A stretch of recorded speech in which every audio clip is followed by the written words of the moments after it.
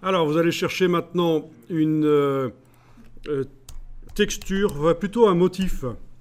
Un motif, c'est-à-dire la différence entre une texture et un motif. Texture, on tombe souvent dans des choses plutôt naturelles. Et motif, c'est créé par l'homme. Donc, on va taper un pattern et seamless. Seamless qui veut dire sans raccord. Je tape, moi, public domaine, vous n'êtes pas obligé de le faire. Et alors, vous allez devoir choisir un motif. Alors, dans les outils, ici, je vais demander d'afficher les tailles.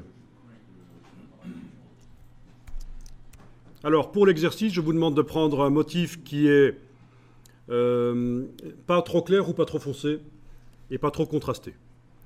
C'est-à-dire, ça c'est peut-être un peu trop foncé, ça c'est peut-être trop clair, ça c'est peut-être trop contrasté, ben, il y a des parties foncées et des parties claires l'une à côté de l'autre.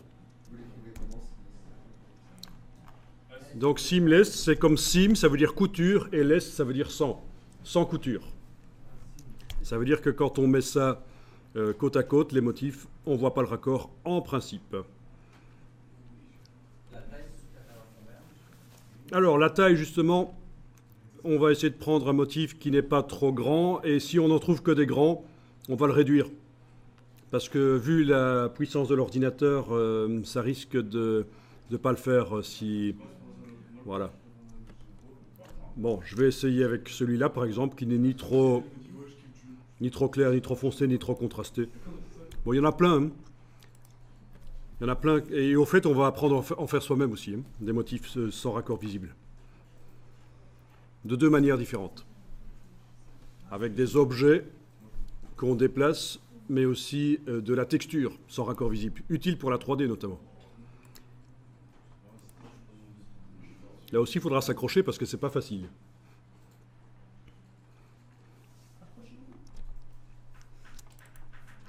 Ici, ce qu'on voit, c'est du niveau enseignement supérieur, hein, clairement.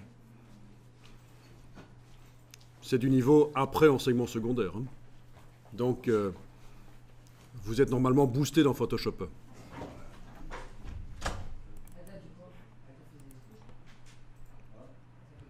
Ok. Si le motif que vous avez choisi par la suite, vous jugez qu'il n'est pas bon, c'est pas grave, parce que tout le travail qu'on va faire servira malgré tout. On pourra très rapidement changer le motif. Ok, alors vous ouvrez le motif téléchargé, vous l'ouvrez dans Photoshop.